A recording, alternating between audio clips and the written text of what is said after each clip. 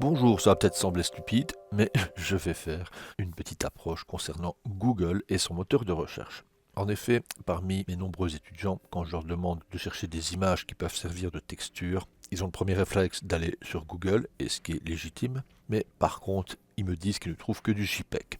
Et moi, je leur dis que j'aimerais bien du TGA ou du PNG, si possible d'une certaine taille, et que ça ne sert à rien de renommer un JPEG en PNG, que c'est pas les bons concepts. Mais là, on va dire qu'on a plutôt affaire à des artistes incompris. Alors, si je veux rechercher des images, il est évident que d'abord je vais mettre le bon nom. Je vais dans Images, et encore une fois, il y aura du tout venant. Si je vais dans Outils, nous savons qu'on peut choisir taille, grande ou autre. Mais ça manque de finesse en termes de recherche.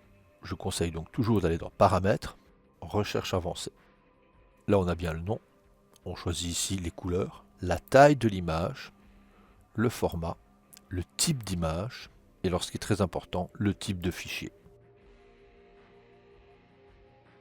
On peut cliquer maintenant sur Recherche avancée et maintenant je vous retrouve ici Fichier PNG et je peux choisir d'autres extensions. Parce que par pitié, arrêtez d'utiliser des images pourries pour mettre en termes de texture ou pour d'autres utilisations. Ben voilà, je pense que Google est ton ami. À bientôt.